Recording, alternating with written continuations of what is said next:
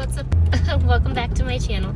So today is Friday, April 4th, and we are continuing on with our 355 days of vlogging. Yesterday we talked a little bit about setting up boundaries as a man and as women to make sure that we are being kind and uplifting to the men in our life because they have feelings too. And today I wanted to make sure to touch on women as well, to make sure that as women we have set up healthy boundaries in relationships with our significant other. I know that we've talked about this, and even with your friends or your family, to set up healthy boundaries for ways that you want people to talk to you.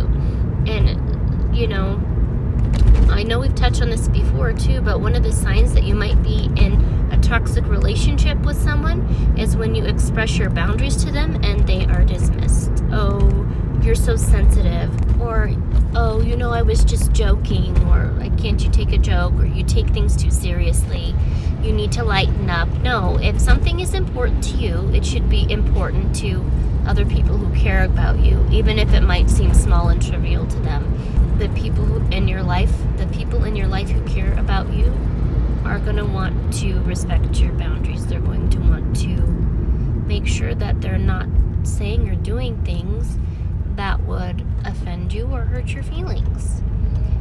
So I think in today's society too, we still carry this somewhat antiquated or, you know, outdated notion that women have a place in the home or in the kitchen, and men will be men, or, you know, boys will be boys, so to speak. And it's just not realistic anymore. Fortunately, it's not realistic to have, you know, to expect that your husband will not respect you enough to have self-control with his hands and make sure that he doesn't lay his hands on you, or to speak to you in a derogatory fashion, or be able to keep it in his pants, so to speak. Those are all things that we should be able to expect from an adult in a relationship, especially from a godly man in a relationship, a man who has put Christ, someone above himself, in his relationship.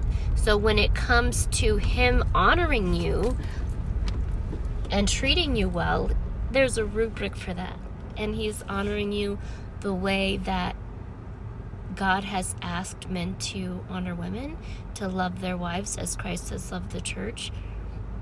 And you know that that you can expect that from him, because you know that he has put Christ at the head of his life. You know that he has values that are in line with yours, hopefully. So that can help make things a lot easier. But yeah, I hope that this was a blessing to someone today. If you're a woman and you have not taken the time to set up healthy boundaries in your relationship thus far, that just to encourage you that you can start doing that today. And it does start with communication.